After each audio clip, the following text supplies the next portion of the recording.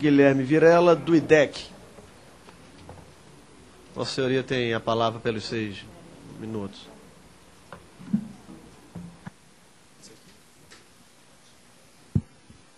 Bom dia a todos, bom dia a todas, senhores deputados, senhoras deputadas.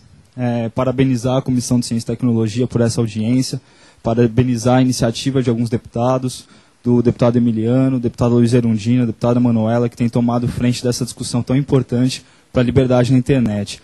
Só para localizar e dizer de onde a gente está falando, eu represento aqui o IDEC, que é o Instituto Brasileiro de Defesa do Consumidor, que existe desde 1987, ou seja, ele é anterior ao próprio Código de Defesa do Consumidor, anterior à Constituição de 88, inclusive ajudou a formular as diretrizes de direito do consumidor da Constituição.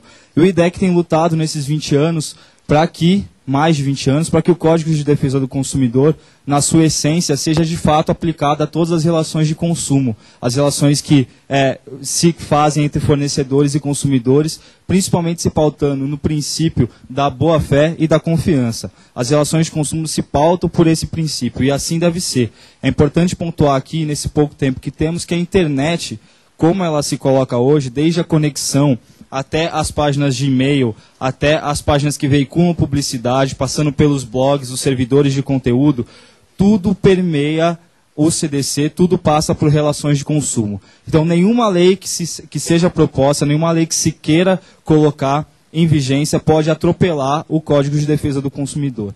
Nesse sentido, o que a gente quer destacar aqui são 2 pontos. Primeiro, como um projeto como esse, ele pode afetar a vida dos consumidores.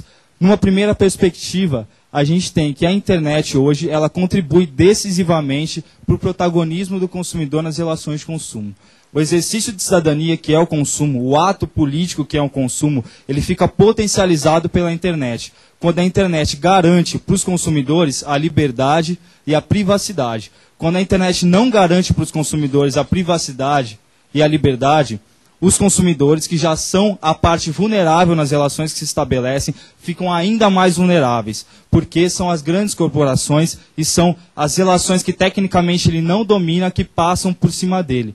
Nesse sentido, é necessário para os consumidores que sempre a internet seja permeada por liberdade, privacidade, neutralidade. No entanto, nesse mesmo ponto em que o consumidor surge como um papel protagonista, saindo de uma posição passiva e passando para uma posição ativa, saindo de uma posição em que ele só recebia mercadorias, produtos, serviços, informações sem contestá-las, e usa a internet para contestar esses mesmos produtos, serviços, mercadorias, conteúdos, o consumidor tem uma ameaça muito grave. A ameaça grave que se coloca aqui não são necessariamente os crimes. A ameaça grave aqui é a privacidade. E a privacidade está relacionada diretamente à proteção dos seus dados. A proteção dos dados que hoje, na internet, já não se dá de uma forma eficiente.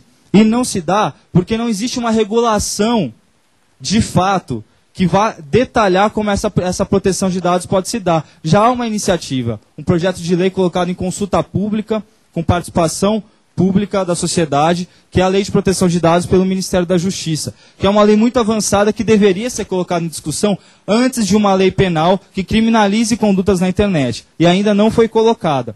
A gente fez uma pesquisa, o IDEC, com os provedores de internet, provedores esses que vão passar a ter uma prerrogativa de guarda de dados e que até agora teria também a prerrogativa de poder de polícia através da guarda desses dados dos consumidores, para saber se de fato eles guardam direito os dados dos consumidores.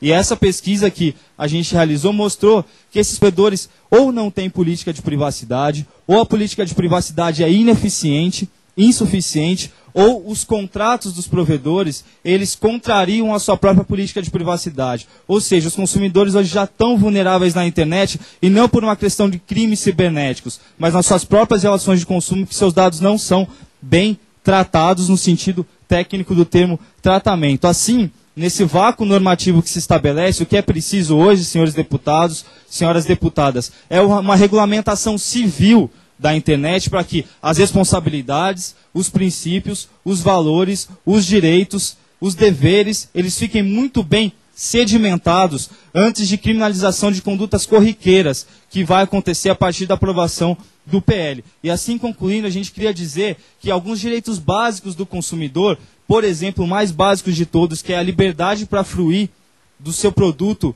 que foi adquirido legitimamente, passa a também ter implicações sérias, porque ele não tem mais o direito à interoperabilidade, comprar um CD e um DVD e não poder usufruir integralmente desse CD ou DVD porque a interoperabilidade vai estar prejudicada, ou a própria questão de desbloqueio do celular, que a questão dos sistemas informatizados não dá conta de resolver. A gente lida diariamente com o segmento de telecomunicações e a gente sabe, ligado aos PROCONs, aos Ministérios Públicos, ao Sistema Nacional de Defesa do Consumidor, ou na cadeira do Comitê Gestor da Internet, que como o Sérgio Amadeu e o Demis estão aqui também fazem parte, a gente sabe que o setor de telecomunicações é um dos mais reclamados no país.